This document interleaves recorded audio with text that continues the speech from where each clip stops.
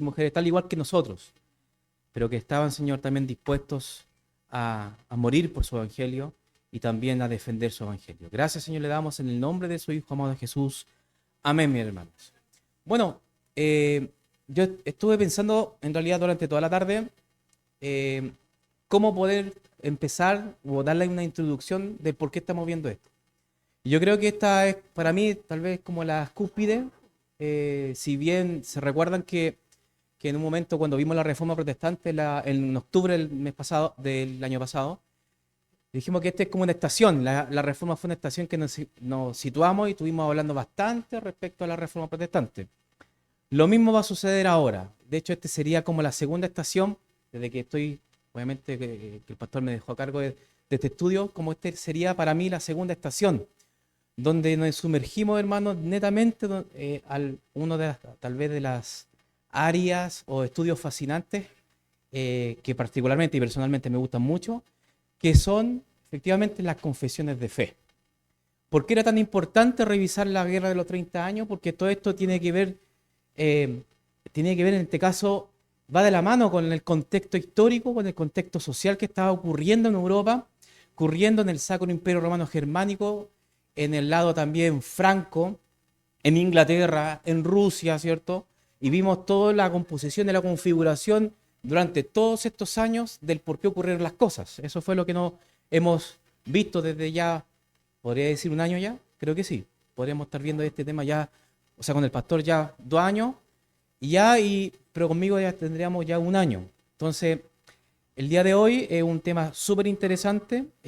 Estamos situados, ¿cierto? Antes y durante y después también de la guerra de los 30 años, ¿correcto? De esa guerra que fue entre los católicos y protestantes, que lo vimos hace una semana atrás, 2 semanas atrás, y la semana pasada vimos en este caso uno de los movimientos importantes del cristianismo que justamente que nos identifica a nosotros, que sería el calvinismo histórico, ¿cierto? Justamente como lleva su nombre, Juan Calvino sería uno de los teólogos, ¿cierto? Y que en este caso en este caso lo seguimos, vimos y también analizamos sus doctrinas, qué sucedió con Ginebra, ¿cierto? Que en este caso sería como el epicentro de este movimiento. Y justamente no podemos nosotros dejar a Ginebra de lado sin ver efectivamente, como dice el título de ahí, la confesión en este caso de Ginebra. ¿Qué creía en este caso o qué abrazaba en este caso la iglesia de Ginebra? Que compuesta y liderada en este caso por varios teólogos, pero encabezados siempre por Juan Calvino. Juan Calvino, recordemos quién era, un teólogo, un erudito en todas las materias de literatura y también en este caso de las leyes de ese entonces, ¿cierto?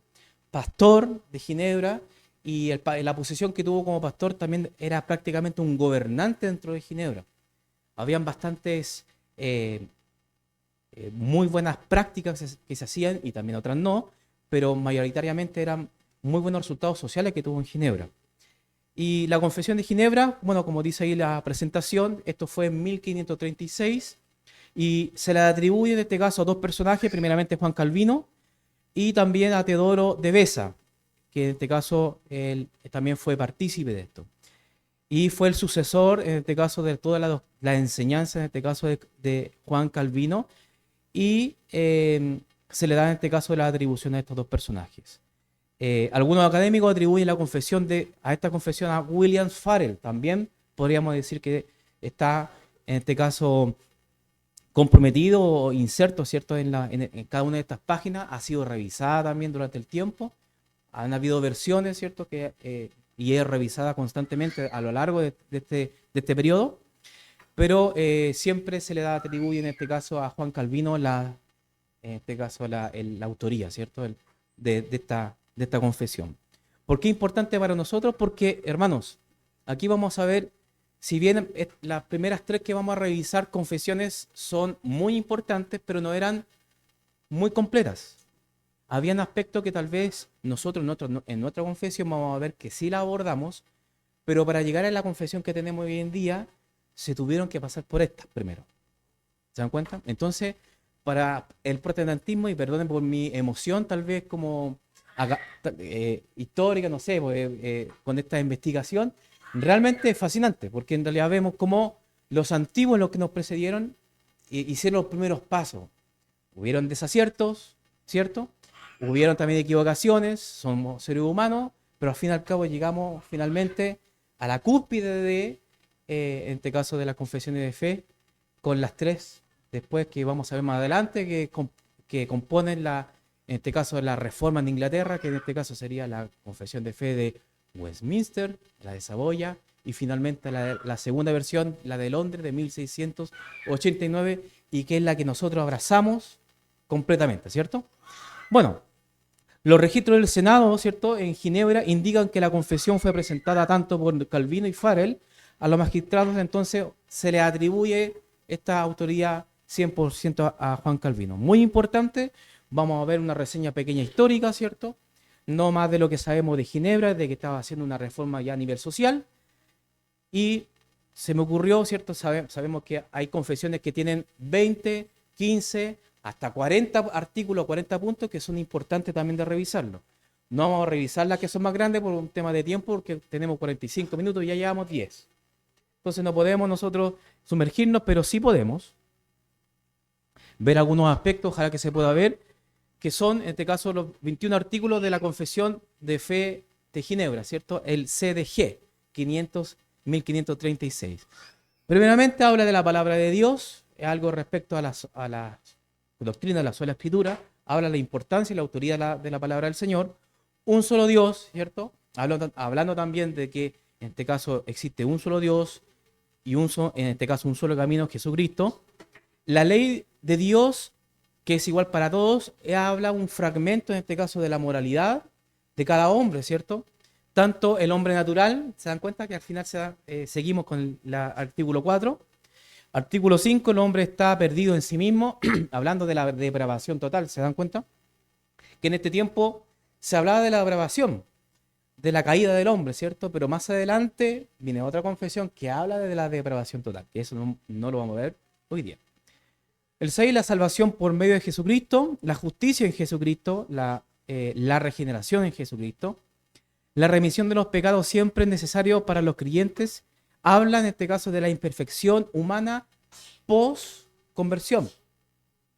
¿Se dan cuenta? Porque recordemos que existían también ciertos movimientos doctrinales o ciertos movimientos que abrazaban el perfeccionismo, ¿cierto? Entonces, como yo llegué al Señor, nunca más pequé en mi vida.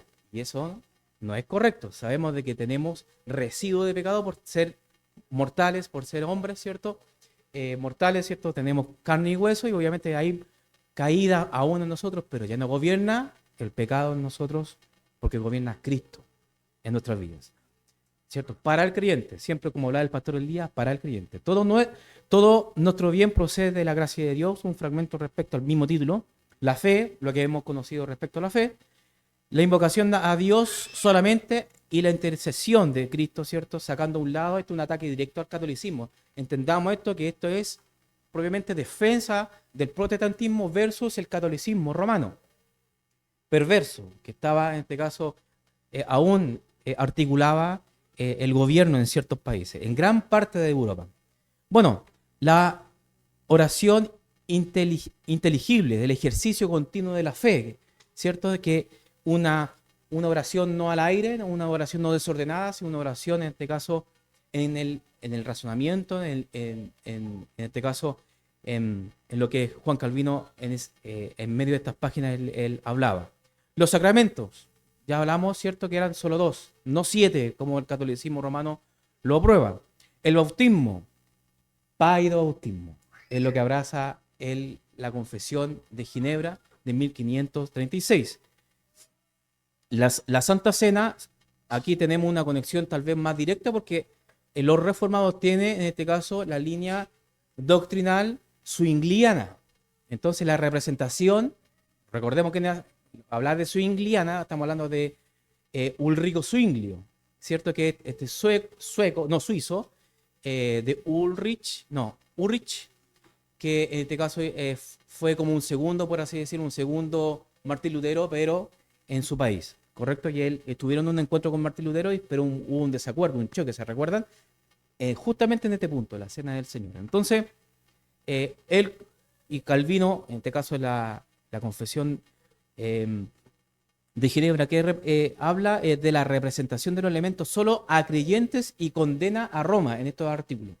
Y en ese punto muy importante porque Juan Calvino, como el pastor decía, la posición de él respecto a la cena del Señor, de que ningún impío o ningún no creyente no tenía que cenar, de hecho prácticamente le sacaba el pan y el vino de las manos, ¿cierto? Porque él tenía ese carácter y lo veía de esa forma, y él era responsable, entonces obviamente él podía en este caso hacerlo.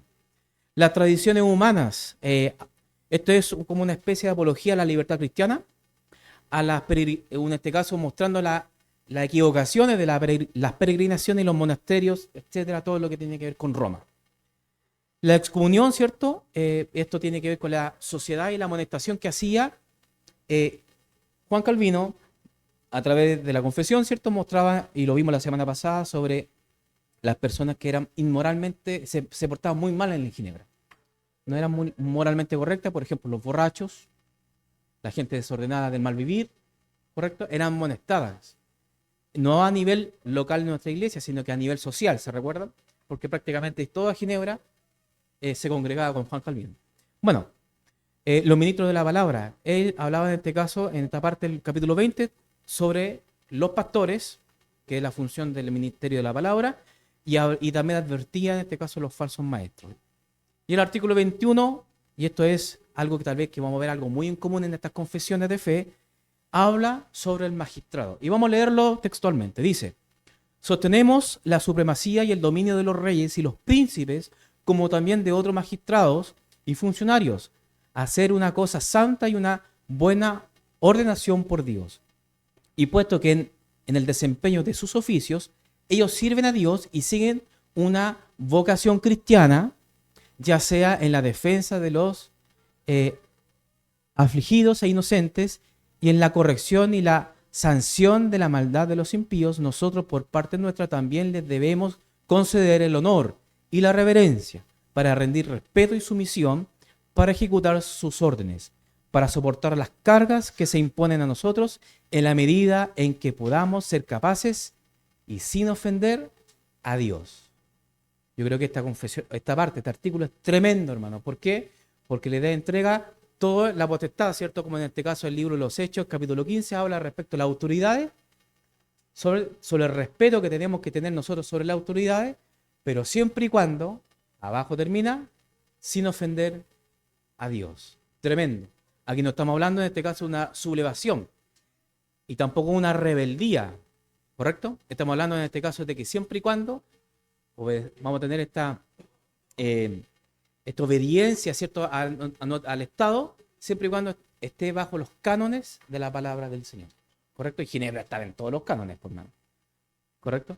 Entonces, bueno, aquí vemos este punto. Vamos a ver otra confesión que tiene otro tipo de datos que también nos van a que son interesantes, y también tiene autoría justamente en Juan Calvino. Bueno, esta es la confesión de fe de francesa o la galicana en 1559. ¿Correcto? Bueno, la confesión galicana fue adoptada en 1559 en la ciudad francesa de París. Este documento confesional que representa la fe y las creencias de la Iglesia Reformada en Francia, o también llamados los hugonotes. ¿Se recuerdan que vimos ese grupo importante dentro del ambiente, del círculo francés, ¿cierto? Bueno, fue redactado principalmente, nuevamente, por Juan Calvino y Teodoro Beza. Esta confesión se usó para expresar la posición teológica de la Iglesia Reformada francesa en contraposición de las enseñanzas de la Iglesia Católica. Nosotros decimos Iglesia Católica porque en realidad, para poder identificarla, pero nosotros no la reconocemos como una iglesia verdadera, sino que solamente como el catolicismo romano. Perdón, pero me sale de mi corazón protestante inmediatamente. Bueno, son 40 artículos y lo vamos a ver uno por uno. No, mentira, hermano, vamos a hacer un resumen. Estos son 40 artículos que describen las doctrinas reformadas en el contexto histórico que se presentó frente a las tensiones políticas y la presión de las 72 iglesias que elaboraron esta confesión de fe. Juan Calvino sostuvo: se está viendo, ¿no? Sí. Si hay algunos que quieren que a toda costa producir una confesión de fe, atestiguamos a los ángeles y a los hombres en esta pasión nos que esta pasión nos desagrada. Lamento mucho que ustedes sean demasiado impacientes. ¿Por qué? Porque estas 72 iglesias, sobre todo los líderes que componían, en realidad era uno de ellos, tenía la intención de apurar esta confesión de fe, no para hacer una declaración pública de las doctrinas que abrazaba la iglesia en Francia, sino que quería más que nada una posición más política. Entonces, tenía una intención doble, ¿no? Entonces, Juan Calvino se resistía hasta que después dijo, ya, perfecto, le damos la confesión de fe, y esta fue la primera versión y la presentó, y eso fue lo que nosotros acabamos de leer. Bueno, ¿qué dice, en este caso, la confesión de fe galicana? Respecto, estos son algunos puntos, son 40 hermanos, pero esto es un resumen tal vez de alguna agrupación de varios de los artículos, ¿correcto? Entonces está la santidad de la Escritura. La confesión galicana afirma la autoridad suprema de la Escritura como la palabra de Dios y reconoce la necesidad de interpretarla bajo la guía del Espíritu Santo. La doctrina de la Trinidad, que es algo transversal y algo tal vez de un requisito principal de la Iglesia reformada, trinitaria, ¿correcto? Confiesa la fe en la Trinidad, un solo Dios en tres personas, Padre, Hijo y Espíritu Santo. Doctrina de la creación, reconoce a Dios como el creador de todas las cosas, sosteniendo que todo lo que existe es resultado de su soberana voluntad. ¿Se dan cuenta que todo esto mismo podemos nosotros identificarla en nuestra confesión de fe? Está inmersa ahí. Bueno, la doctrina de la depravación humana afirma la depravación total del ser humano como consecuencia del pecado original, sosteniendo que la salvación solo es posible mediante la gracia de Dios. La doctrina de la elección expresa la doctrina de la elección divina, enseñada por Dios, en su soberanía, elige a aquellos que serán salvos. La doctrina en este caso, la muerte de Cristo, sostiene que la expiación limitada, argumentando que la muerte de Cristo es eficaz solo para aquellos que son elegidos o escogidos por Dios. Santificación por la fe asegura que la justificación ante Dios se logra solo por la fe en Jesucristo y no por las obras humanas, que esto es en realidad un golpe que en todas las confesiones vamos a revisar, que se le da en este caso al catolicismo romano.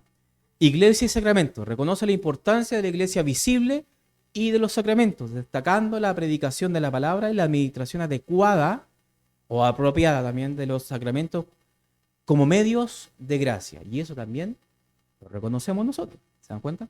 Bueno, autoridad civil. Reafirma la obediencia debida a las autoridades civiles siempre que no contradigan la palabra de Dios. Oración y culto. Otra doctrina, ¿cierto? Enfatiza la importancia de la oración y la adoración como expresiones fundamentales de la vida cristiana.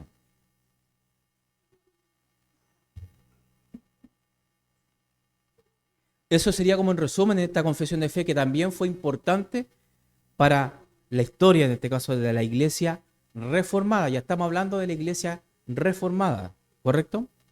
Tenemos otra confesión de fe ubicada en otro lugar, ¿cierto? En Suiza, que se llama la confesión de fe helvética, que esto fue antes, un poquito antes, en 1536.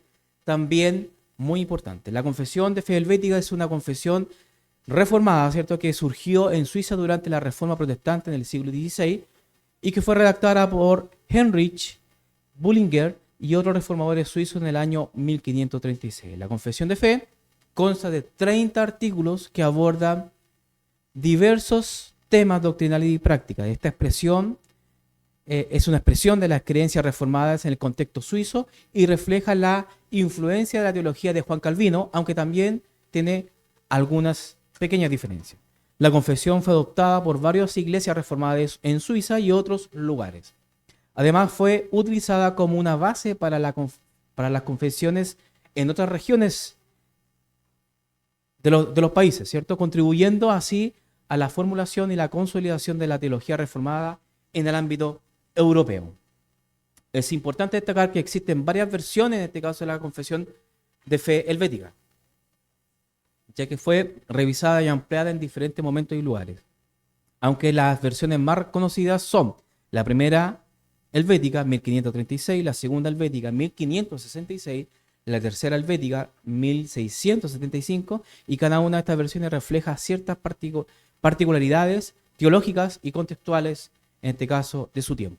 Nuevamente, son 30 artículos, ¿cierto?, que dice la confesión de fe helvética, 30 artículos con doctrinas fundamentales, pero se resumen en qué.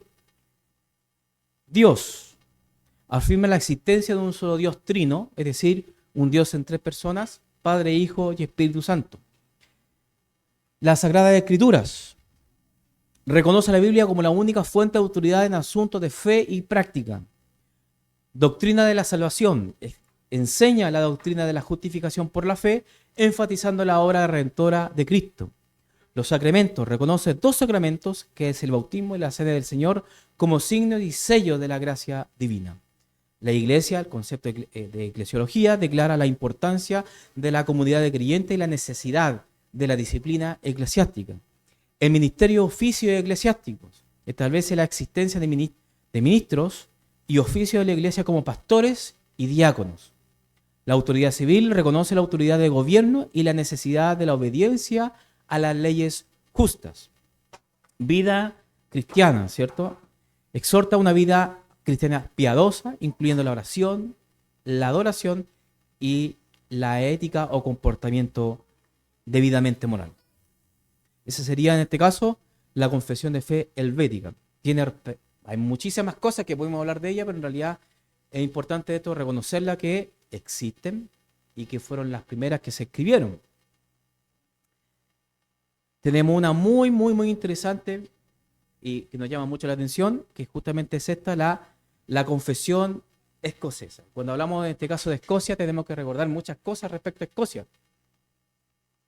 Un pueblo oprimido, un pueblo en realidad que generalmente siempre estuvo en constante lucha, revelación. Hay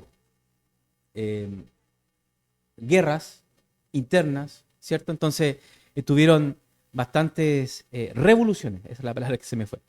Bastantes revoluciones, ¿cierto? En contra, sobre todo, del rey de Inglaterra. Bueno, el 25 de agosto de 1560, el Parlamento escocés aceptó la confesión calvinista escocesa y prohibió la misa y declaró que el Papa no tiene jurisdicción en Escocia, una decisión que cambiaría para siempre el panorama religioso, en este caso, de la nación. La confesión nació oficialmente en agosto de 1560, cuando el Parlamento de Escocia acordó reformar la religión del país. Para permitirle decidir cuáles serían la fe reformada, nombraron a uno conocido, John Knox, como superintendente, ¿cierto? O supervisor, podría decirnos, o liderazgo, ¿cierto?, de esta confesión.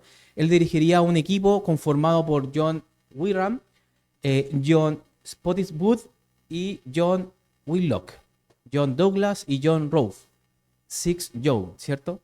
En este caso, para preparar una confesión de fe. Son 25 capítulos de la confesión, explican una declaración contemporánea, en este caso, de la fe cristiana tal como la entendían las seguidoras de Juan Calvino durante su vida. La confesión no está pulida, es un poco repetitiva, irregular y está lleno de emociones, propiamente en este caso de la realidad escocesa, ¿cierto? Fue la teología oficial de la Iglesia escocesa durante solo 90 años, ya que fue sustituida en 1647 por la Confesión de Fe de Westminster. Interesante, ¿no? Ahora, nuevamente, ¿qué dice la Confesión escocesa de 1560? Que habla respecto, en este caso, a la autoridad de la Escritura. La Confesión afirma la supremacía de la Biblia como la palabra de Dios, rechazando cualquier autoridad que se oponga a ella. Es interesante cómo podemos definir esto, porque en realidad veamos, o tal vez, para si alguno tal vez no comprenda a qué me refiero y por qué enfatizo un poco, porque los escoceses, hermano, tienen una historia bien particular, justamente de sublevación. Entonces, en esta reseña, en estos artículos, en esta confesión de fe, vamos a ver alguna letra chica por ahí, de que vamos a hacerle un zoom para que se den cuenta de qué se trata. John Knox, ¿cierto? Y los hermanos reformados de la iglesia escocesa. Bueno, la justificación por la fe, se destaca la doctrina de la justificación por la fe, enseñando que la salvación se obtiene mediante la fe en Cristo, no por obras. Y eso, se dan cuenta que eso es lo mismo que dijo la Confesión de fe francesa, la Confesión de fe de Ginebra, reformada, calvinista. Soberanía de Dios. Se proclama la soberanía absoluta de Dios en todas las cosas, incluida la salvación y la dirección de la historia. Predestinación. La confesión aborda la doctrina de la predestinación, sosteniendo que la elección divina es la base de la salvación. Rechazo a la adoración de imágenes. Se opone a la adoración de imágenes y otros elementos que consideran contrarios a las enseñanzas bíblicas. El papel de la iglesia. La confesión aborda el papel de la iglesia en la administración de los sacramentos y la predicación de la palabra de Dios. Este artículo tal vez podríamos como hacerlo como un zoom, igual como en el celular podemos hacerlo así. Algunos datos interesantes de la confesión, en este caso de fe escocesa. El artículo 23 dice, y así se titula, ¿cierto? Igual como en otra confesión de fe, en vez de tener 32 artículos, en este tenía 25. ¿Qué dice el capítulo 23? Quienes tienen derecho a los sacramentos. Dice, sostenemos que el bautismo se administra tanto a los hijos de los fieles como a quienes tienen edad y discernimiento. Y por tanto condenamos el error de los anabaptistas, que niegan el bautismo de los niños antes de que tengan fe y comprensión. Pero afirmamos que la cena del Señor es solamente para los que pertenecen a la comunidad de la fe y que pueden examinarse a sí mismos tanto en su fe como en sus deberes para con su prójimo. Quienes comen y beben en esa santa mesa sin fe y sin paz y buena voluntad para sus hermanos comen indignamente. Por esta razón, los ministros de nuestra iglesia examinan pública e individualmente a quienes van a participar de la cena del Señor Jesús. ¿Se dan cuenta? Esto es algo, una responsabilidad que tenía en este caso la iglesia escocesa y lo hacía en este caso de esta manera. Ahora, ¿por qué le mostré este artículo? Porque los anabaptistas todavía están en palestra. Todavía estaban formando iglesias y todo el que se negaba en este caso al paida bautismo, al bautismo de infantes, era considerado anabaptista. Y solamente lo quiero dejar ahí, porque más adelante vamos a tener que revisar justamente esta declaración que hacen los reformados, porque en su gran mayoría, de hecho, nosotros seríamos la única línea reformada que no bautiza infantes. Amén. Pero es un dato que tengo que entregárselo. Y esto es que lo que está sucediendo aquí, que condenan en este caso a los anabaptistas. Algo peculiar que estaba como muy dentro y camuflado, ¿cierto? Lleno de palabras de acá, lleno de palabras de aquí, pero justamente quise poner tal vez la palabra marcada que se llama ahí la palabra tiranía, ¿cierto? El capítulo 14 habla de las obras que Dios considera buenas.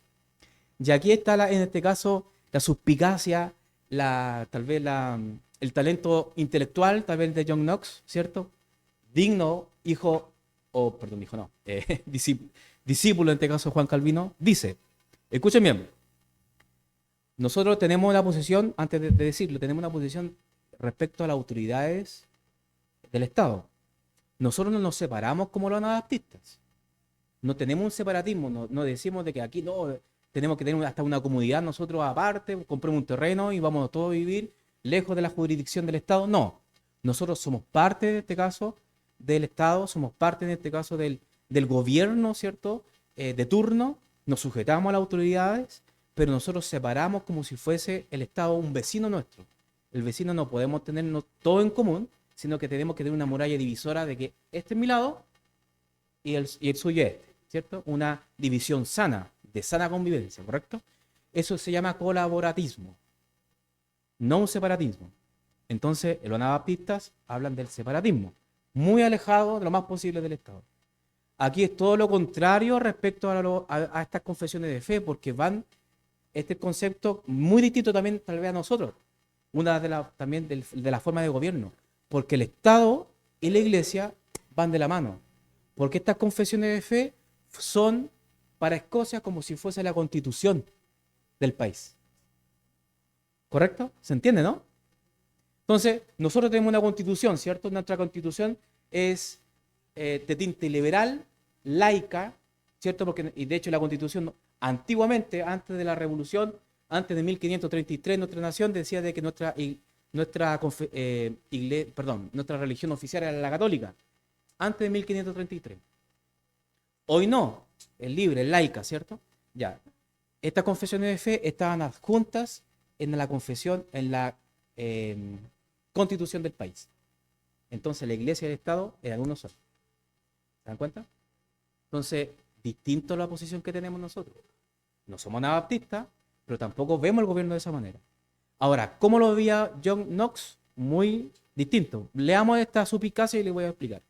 Tener un solo Dios, adorarlo y honrarlo, clamar a Él en nuestras dificultades, reverenciar su santo nombre, oír su palabra y creerla, y participar de sus santos sacramentos.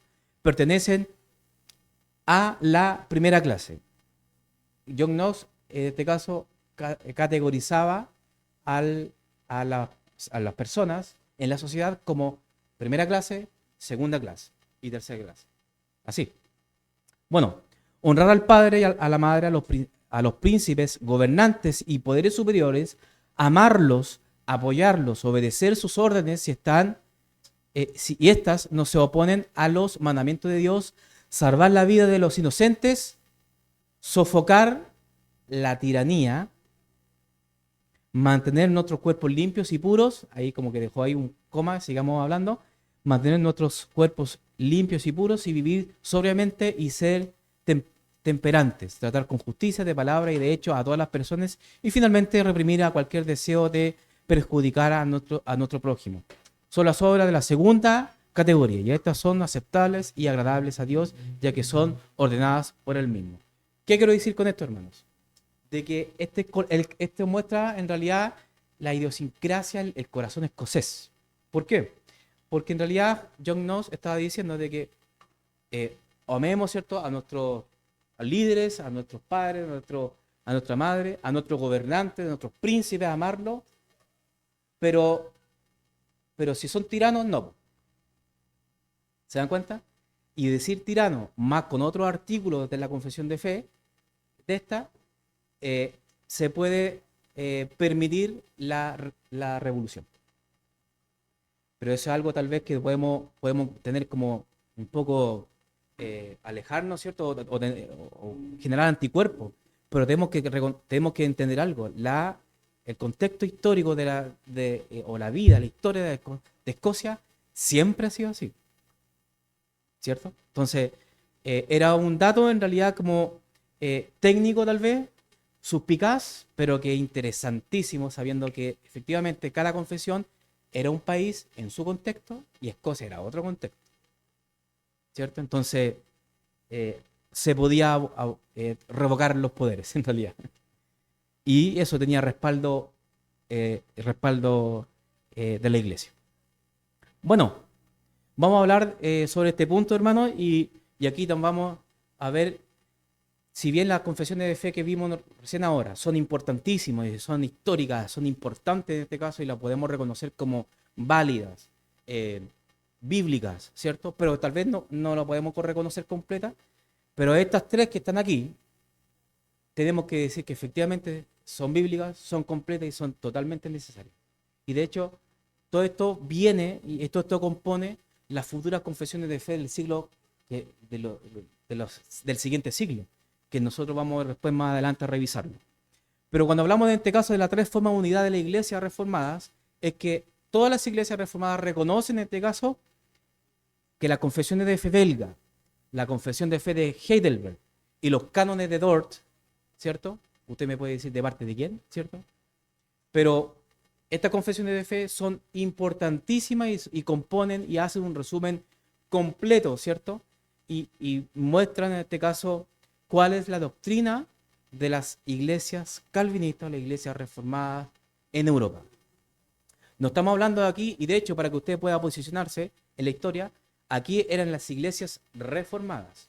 No hay presbiterianos, no hay bautistas reformados todavía, o que haya registro aún, ¿correcto? De hecho, 2 siglos más había en este caso, o 1 siglo y medio más había en este caso más registro. Pero en este caso, las iglesias reformadas, sus doctrinas estaban en torno a estas tres confesiones de fe. Ahora, ¿por qué es importante estudiarlas? Afirma la fe cristiana histórica, es un consenso de la Iglesia reformada en doctrina, son parte del distintivo protestante. Cuando hablamos de protestantismo, ¿cierto? Siempre, tal vez lo primero que se le puede atribuir al luteranismo, ¿cierto? Con el catecismo o la confesión de fe de Augsburgo, ¿cierto? Pero en realidad hay muchas más después en el tiempo. Y la Iglesia reformada tiene estas tres formas de unidad. Son parte del distintivo bautista, son documentados que hasta el día de hoy se benefician en la Iglesia. Hoy en día, de hecho, nosotros podemos hasta también estudiar, ¿por qué no?, la confesión belga, la confesión de Heidelberg, y también en algún momento vamos a tener que estudiar los cánones de Dort. Tal vez nosotros, cuando hablamos de los cánones, inmediatamente nos vamos con esta manito, ¿cierto? Hacemos así y lo reconocemos por el tulip. ¿Se recuerdan? La doctrina de la gracia. La respuesta de los calvinistas a los arminianos, ya. Efectivamente eso, pero hay muchas más cosas en los cánones de Dort que son importantes para la Iglesia. La confesión de fe belga, la confesión de fe de Heidelberg son confesiones. ¿Cuál es la confesión? O sea, ¿qué es lo que nosotros creemos como protestantes? ¿Qué es lo que creemos como Iglesia reformada? Y toma todas las doctrinas que ellos en este caso afirman. Y los cánones de Dort son, en este caso, es distinto a este escenario porque son una respuesta a cierto problema que surgió en Holanda. ¿Correcto? Entonces, por eso es distinto y todo esto conforma la unidad de la fe. Conforma la unidad de la fe reformada. ¿Se dan cuenta? Entonces, cuando nosotros decimos que somos reformados, tenemos que también reconocer la importancia de estas tres confesiones de fe. Bueno, y son la base, ¿cierto?, de las confesiones de fe posteriores, como la confesión de fe de Westminster, la confesión de fe de Saboya o Savoy, ¿cierto? La confesión de fe bautista nuestra de 1689. Bautista, Saboya los congregacionalistas y la Westminster los presbiterianos. ¿Correcto? Muy importante hacer esa distinción. Y vamos ya a terminar, hermanos, con la confesión de fe belga en 1561. La confesión belga consta de 37 artículos escritos por Guido de Brest, un pastor ambulante reformado de los Países Bajos del sur que fue alumno de Calvino en Ginebra. ¿Se recuerdan que Ginebra prácticamente fue la escuela de la muerte? ¿Se recuerdan cómo lo vimos la semana pasada? Pero fue la escuela para muchos, en este caso, ministros. Históricamente ha servido como uno de los tres símbolos confesionales de la Iglesia Reformada Holandesa, junto con la de Heidelberg y los cánones de Dort. El contexto histórico de la confesión belga, en ese periodo los Países Bajos eran parte del Imperio Español y estaban bajo el dominio del rey Felipe II, que era en este caso católico. Los holandeses y los españoles, su conflicto, ¿cierto?, político y social que tenían en este caso, se le atribuye a la guerra de los 80 años, que culminó y terminó juntamente al mismo tiempo que la guerra de los 30 años. Pero este venía 80 años antes, venía de hace mucho rato. Bueno, las autoridades españolas y locales perseguían a aquellos que profesaban las creencias reformadas o protestantes. La confesión de fe belga se redactó como una respuesta a estas persecuciones y como una defensa de las creencias reformadas. La reforma protestante había traído consigo una diversidad de interpretaciones teológicas en sus primeros años. Guido de Brest y otros líderes reformados de los Países Bajos, estamos hablando de Holanda, sintieron la necesidad de establecer claramente sus creencias doctrinales para evitar malentendidos y distorsiones, tanto dentro de su comunidad como en el diálogo de las autoridades católicas. Este caso sería Felipe II, que en este caso simplemente fue una defensa de la libertad, abogando en este caso al libre culto, abogando en este caso estos hermanos estaban con la necesidad de simplemente decirle: hey, nosotros somos cristianos, creemos y defendemos la palabra del Señor. Y nuestra posición respecto al gobierno es esta, que es la misma que, en este caso, que tiene la misma tonalidad, ¿cierto?, de la Iglesia Reformada en general, que es respetar a las autoridades, a sujetarse a las autoridades. No es una sublevación, no somos anabaptistas. También era parte también del propósito, ¿cierto? Leemos, dice: la confesión fue representada a Felipe II de España, quien ejercía soberanía sobre los Países Bajos en ese momento. En 1562, una copia fue enviada al rey segundo, junto con un discurso donde los demandantes declaraban que estaban dispuestos a obedecer al gobierno en todas las cosas lícitas. En consecuencia, la confesión belga es cuidadosa en la demostración del compromiso de la fe reformada con las grandes doctrinas bíblicas de la Trinidad, así como la persona y obra de Cristo. El objetivo de la confesión era persuadir a sus lectores de que la fe reformada no era otra cosa que la fe histórica de la iglesia cristiana. En una defensa, hermano, de que nosotros tenemos una conexión histórica con la iglesia primitiva del Nuevo Testamento. Creemos en lo que la palabra del Señor cree. Otro propósito de la confesión era demostrar que la fe reformada era distinta justamente a los anabaptistas. Los anabaptistas, que tuvieron una influencia considerable en los Países Bajos en el periodo inicial de la Reforma, ¿se recuerdan? En Holanda.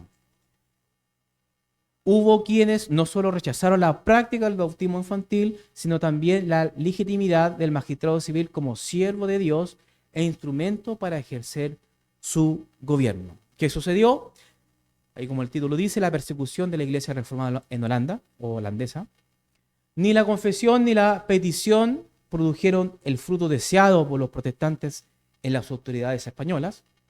Y Debrecht fue martirizado en la horca por su fe y 5 años después se convirtió en un testimonio del gran sufrimiento de los creyentes reformados en los Países Bajos.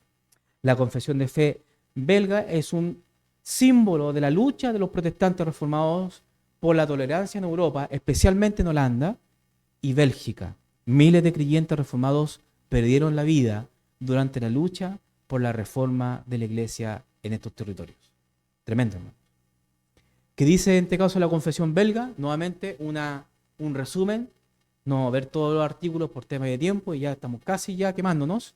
Dice el contenido de los 37 artículos que compone la confesión se distribuyen según los 3 artículos del credo de los apóstoles. Comienza con varios artículos introductorios que exponen el punto de vista de la Reforma sobre la inspiración, autoridad de la escritura canónica, ¿cierto? Esto está en el artículo 1 al 7. Afirma la verdad de la Trinidad y las obras de la creación y la providencia de Dios, entre el artículo 8 y 13. La sección central establece la enseñanza bíblica con respecto a la persona y obra de Cristo, distinguiendo el entendimiento de la Reforma sobre la salvación por la gracia solamente a través de la fe de la enseñanza católica romana medieval. Artículo 14 al 23. La sesión final ofrece una declaración resumida de la persona y obra del Espíritu Santo, que incluye varios artículos sobre la iglesia, los sacramentos, y así como un artículo específico sobre el nombramiento divino y el ministerio del magisterio, entre el artículo 24 y 36. Terminamos, hermanos, con este artículo 36, nuevamente, para que nos podamos dar cuenta de la confesión de fe belga sobre el gobierno civil. ¿Qué opinaba respecto al gobierno? Y eso es para que podamos ver y notar las diferencias con la nuestra. Creemos que debido a la depravación de la naturaleza humana, nuestro Dios ha ordenado reyes, príncipes y oficiales civiles. Dios desea que el mundo sea gobernado por las leyes y políticas de tal modo que el desenfreno humano sea restringido y todo sea hecho en buen orden entre los humanos. Para dicho propósito, Dios ha colocado la espada en las manos del gobierno para castigar a la gente impía y proteger a la buena. Y la labor del gobierno no se limita a cuidar y vigilar el dominio público, sino que también se extiende a apoyar el sagrado ministerio con el fin de remover y destruir toda la idolatría y falso culto del anticristo. Cuando hablamos del anticristo, estamos hablando en este caso de Roma. Promover el reino de Jesucristo y fomentar la predicación del evangelio en todo lugar, para que Dios sea honrado y servido por todos, como lo requiere en su palabra. Además, toda persona, no importa su posición, condición o rango, debe obedecer al gobierno y pagar impuestos, y dar honor y respeto a sus representantes, y obedecerlos en todas las cosas que no estén en conflicto con la palabra de Dios, orando por ello que el Señor quiera guiarlos en todos sus caminos y que vivan una vida de paz e inquietud en toda piedad y decencia. Y en este respecto, rechazamos a los anabaptistas, anarquistas y en general a todos aquellos que desean rechazar las autoridades y oficiales civiles y subvertir la justicia introduciendo la propiedad común de bienes, corrompiendo el orden moral de Dios ha establecido entre los seres humanos. Recordemos que los anabaptistas, hermanos, que todavía continúan, ¿cierto?, en este tiempo, tenían en este caso una especie de comunismo cristiano. Todos tenían las cosas en común, pero todos por igual y nadie era dueño de nada. No tenían en este caso el concepto de la propiedad privada.